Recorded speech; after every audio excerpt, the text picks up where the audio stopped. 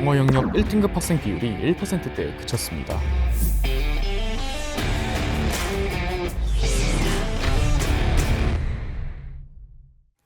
(2025학년도) 대학 수능이 100일 남짓 남았습니다. 조승종 기자와 함께 수능을 앞두고 짚어야 봐야 할 소식 알아보고요. 응시 예정 학생과도 한번 이야기 나눠보도록 하겠습니다. 일단 조승종 기자 어서 오시죠.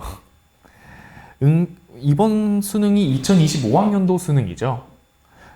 지난 2024학년도 수능과 비교해서 바뀐 점 몇 가지 짚어주시죠. 네, 첫 번째로 서울대, 고려대, 연세대의 정원이 298명이 증가했습니다. 이렇게 수도권 대학의 총 정원이 늘어난 것은 2001학년도 이후 23년 만입니다. 두 번째로 일부 이공계 대학교에서는 학생들에게 미적분, 기하, 과학탐구를 필수 영역에서 제외하였습니다. 주요 대학으로는 건국대학교, 경희대학교, 연세대학교 등이 이러한 변경을 도입하였습니다. 세 번째로는 무전공 입학 제도가 대폭 확대되었습니다. 흔히 자유전공이라고 불리는 이 제도는 대학교 신입생이 특정 전공을 정하지 않고 입학한 후 전공 탐색 기간을 거쳐 전공을 결정할 수 있도록 하는 제도입니다. 1학년 동안 다양한 과목을 자유롭게 수강하면서 2학년 때 전공을 선택할 때 도움이 된다는 점이 있지만 반대로 1학년 때의 시간을 비효율적으로 사용할 수 있다는 의견도 많습니다. 마지막으로 서울대, 고려대 등 21개의 대학에서 정시 모집에 학교폭력 이력을 반영한다고 합니다. 이는 정순신 변호사의 아들의 학교폭력 가해 사건 이후 교육부가 발표한 학교폭력 근절 종합 대책에 따라 시행되는 것으로 2026년부터 모든 대입 전형에 학교폭력 조치가 의무적으로 반영될 예정입니다. 네, 그 중에서도 의대 정원 확대가 된다는 말이 있죠. 이 말이 교육계를 아주 뜨겁게 달구고 있습니다. 관련해서 여러 의견이 오가는 와중에 수험생 입장에서 이 의대 정원 확대 이슈 좀 짚어주시죠. 네, 2025학년도 대학 수능부터 의대 정원 수가 증가하였습니다. 입학 정원을 2,000명을 늘려서 총 5,058명으로 65% 증원됩니다. 또한 교육계에서는 이러한 의대 정원 확대가 과도한 입시 경쟁과 교육의 질 저하를 초래할 수 있다고 언급했습니다.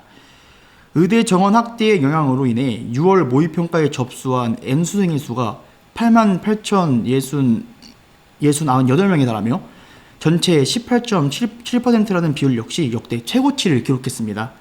또한 9월 모의평가부터는 반수생들도 대입 준비에 합류하게 되어 경쟁이 더욱 치열할 것이라고 예상됩니다. 네. 곧 있으면 수능 원서 접수가 시작됩니다. 수능 원서 접수부터 시작해서 수능까지 수험생들이 알아야 될 날이 있다면 좀 언제일까요? 네, 2024년도 3분기인 9월부터 본격적인 수능 준비가 시작됩니다. 9월 4일 수요일에는 평가원 모의고사가 진행될 예정입니다. 이후 학생들에게 가장 중요한 시기인 수시 원서 접수 기간이 시작됩니다. 수시 원서 접수는 9월 9일 월요일부터 9월 13일 금요일까지 3일 이상의 기간 동안 진행됩니다. 다음 일정은 10월 15일 화요일에 있을 10월 모의고사입니다. 이는 수험생들에게 마지막 시험으로 간주될 수 있습니다.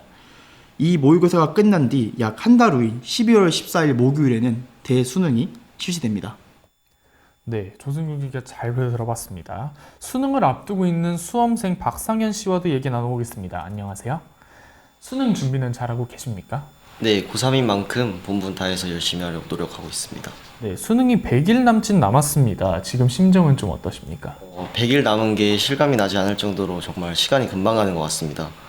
점점 다가오는 수능이 두렵기도 하고 부담감이 큰 것 같은데요. 제 스스로 열심히 준비해서 좋은 결과 내야겠다는 다짐으로 버텨가고 있습니다. 저는 고등학교 2학년이어서 잘 모르는데 수능을 앞둔 학교의 분위기는 또 전반적으로 어떨지 궁금합니다. 공부에 소홀히 하던 학생들도 같이 뛰어놀던 친구들도 방학 때 치열한 모습을 가지고 공부하는 모습을 보면 저도 덩달아 분발해야겠다는 생각을 하게 됩니다. 선생님들도 학급 분위기 조성을 위해 노력하고 계셔서 전반적으로 진지한 분위기가 잘 잡혀 있는 것 같습니다.